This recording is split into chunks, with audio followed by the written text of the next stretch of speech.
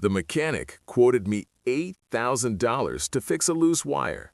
He didn't know I designed the engine. The service manager slammed the clipboard onto the counter. He looked grave, like a doctor delivering bad news. "I'm sorry, sir," the manager said, shaking his head. "It's bad. Your transmission is shot. The head gasket is blown. Metal shavings in the oil. You need a complete engine replacement. Parts and labor, you were looking at $8,000. I looked at the quote. Then I looked at my truck sitting in the bay. Most people would panic. Most people would pull out their credit card because they need their car to get to work. But I didn't panic. I started laughing. $8,000? I asked. For a blown fuse? The manager's face hardened. "Sir, I have been a mechanic for 20 years. I know a blown engine when I see one. If you drive that truck out of here, it will explode in a mile. It is unsafe." He was using fear tactics. He wanted to scare me into signing. But he made a fatal mistake. He didn't check the glove box. If he had, he would have seen my ID badge. He didn't know that I spent 30 years as the senior powertrain engineer for the exact company that built this truck. In fact, my name is on the patent for the engine he was claiming was broken. Before I brought the truck in, I had intentionally disconnected a single $5 sensor wire just to see if they were honest. They weren't. I wasn't just a customer. I was a trap, and they had just walked right into it. Here is the story of how I used a hidden camera and a loose wire to shut down a predatory mechanic shop forever. My name is Ben. I am a retired mechanical engineer. Engines are my life. I treat them with respect. The problem started when my daughter, Lisa, called me crying. She had taken her sedan to a chain repair shop called QuickFix Auto for a simple oil change. They told her she needed new brakes, new tires, and a transmission flush. They charged her $2,000. She paid it because she was scared. When I inspected her car later, the brakes were fine. The tires were new. They had ripped her off. I was furious, but I couldn't prove they lied after the fact. I needed to catch them in the act. So I devised a plan. I have a 2018 Ford F-150. It is in mint condition. I maintain it myself. The engine runs like a Swiss watch. On a Tuesday morning, I opened the hood. I located the MAF sensor, mass airflow sensor. This is a small plug that tells the computer how much air is entering the engine. If you unplug it, the truck will still run, but it will run roughly, and the check engine light will turn on. The fix? You just plug it back in. Time required? 10 seconds. Cost? $0. I unplugged the sensor. The engine sputtered. The light came on. Perfect. Then I installed my surveillance equipment. I put a small GoPro camera pointed at the engine bay, hidden behind the radiator grill. I put another camera inside the cabin, pointing at the driver's seat. And I wore a button camera on my shirt. I drove the stumbling truck into the parking lot of QuickFix Auto. A mechanic named Steve walked out. He was wiping his hands on a greasy rag. "Sounds rough, old-timer," Steve said, listening to the engine idle. "Yeah," I said, playing the role of a clueless old man. "I don't know what happened. It just started shaking. I'm scared to drive it. Do you think it's serious?" Steve smirked. I saw the greed in his eyes.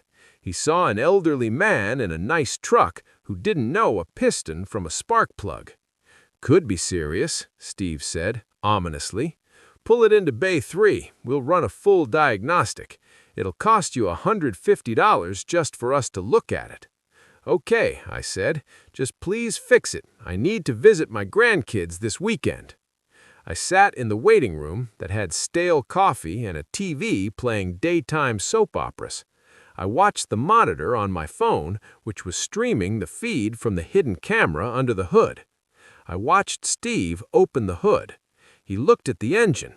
He saw the unplugged sensor immediately. It was hanging there right in plain sight. He reached out, he touched the plug. If he was honest, he would plug it in, clear the code and charge me the diagnostic fee, maybe sell me an air filter. But he didn't plug it in. He pulled his hand back. He looked around to see if anyone was watching. Then he closed the hood. He walked into the manager's office. I couldn't hear what they were saying, but I saw them laughing. 10 minutes later, the manager, a guy named Rick, came out to the waiting room. He had a printed estimate in his hand. The paper was 3 pages long. This was it. The sting was on. Rick sat down next to me. He put a comforting hand on my shoulder.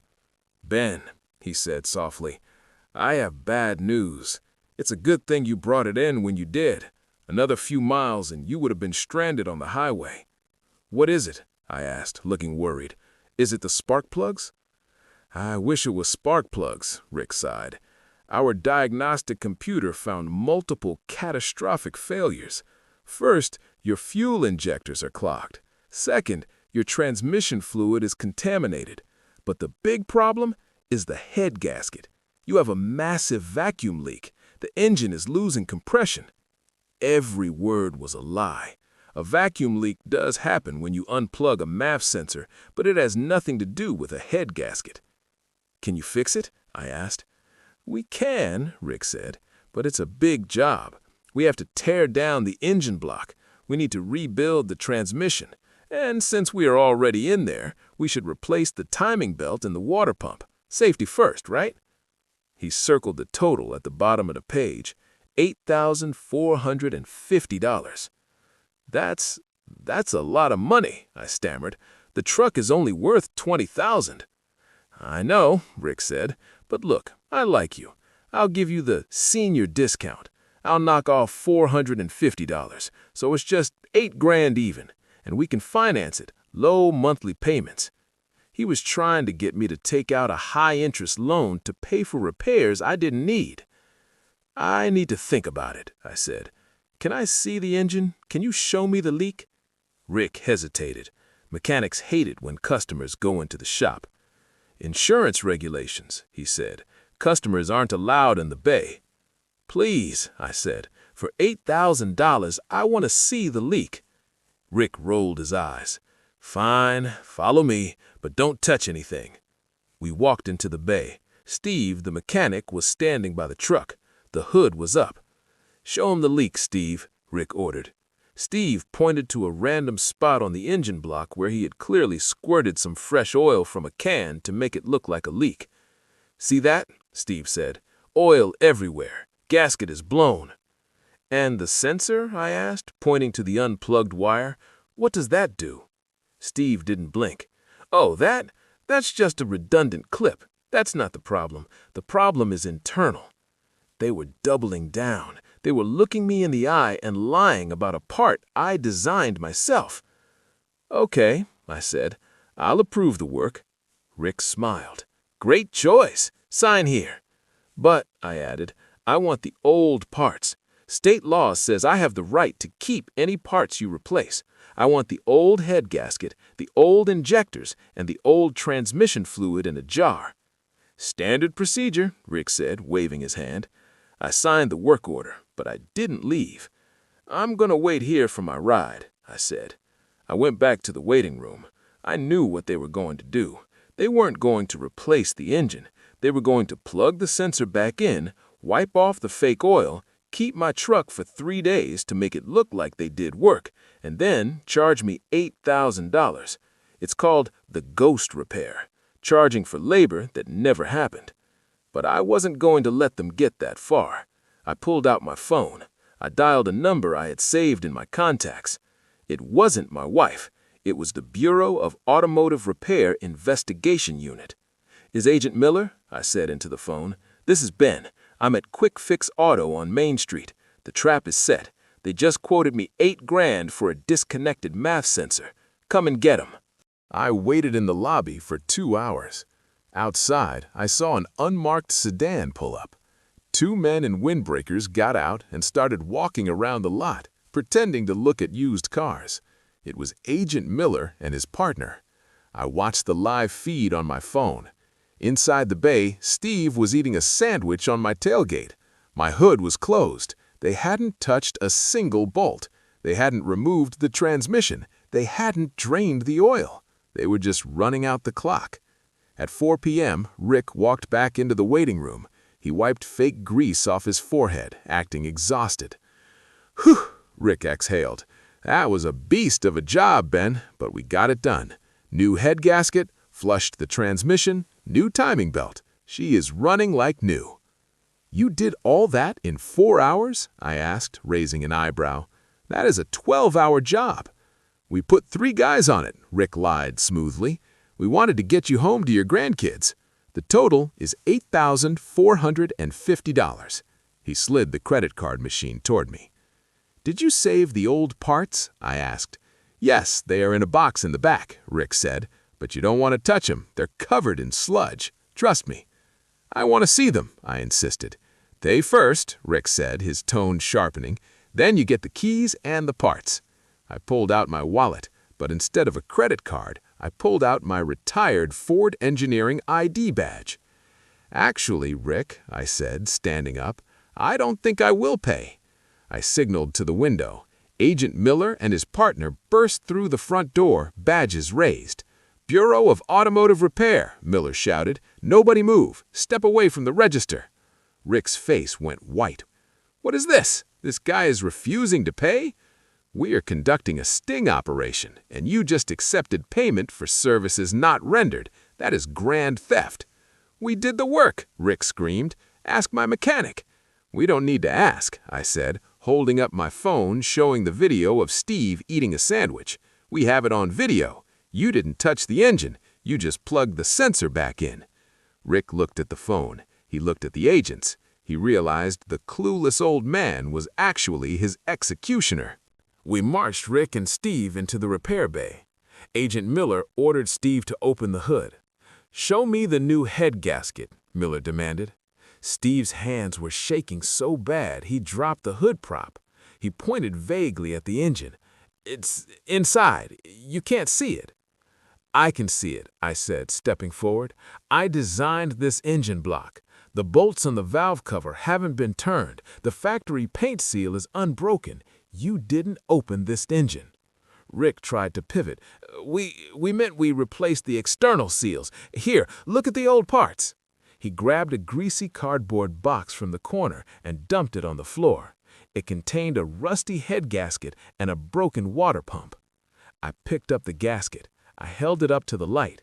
"This is a head gasket for a 2005 Honda Civic," I said loudly. "It has 4 cylinder holes. My truck is a V8. It has 8 cylinders. Unless you cut my engine in half, this part didn't come out of my truck." The agents chuckled. Rick looked like he wanted to disappear through the floor. "You are trying to scam the wrong guy, Rick," I said. "My name is Ben. I was the senior powertrain engineer at Ford for 30 years. I hold the patent on the Coyote V8 engine sitting in that truck. Do you really think you can sell me a Honda gasket for my own V8? Steve, the mechanic, threw his wrench on the ground. "I told you he wasn't buying it, Rick. I quit. I'm not going to jail for you." Steve started confessing immediately. "He makes us do it. He sets quotas. If we don't upsell $5,000 a day, he fires us. The oil spray bottle is over there." He pointed to a spray bottle labeled "Dirty Oil" sitting on the workbench. It was the smoking gun. They used it to spray fake leaks onto clean engines. Agent Miller handcuffed Rick. "You have the right to remain silent, but I suggest you start talking about how many other customers you did this to." Rick looked at me. "Who are you?" "I'm just a customer who knows how to read." They seized the shop's computers.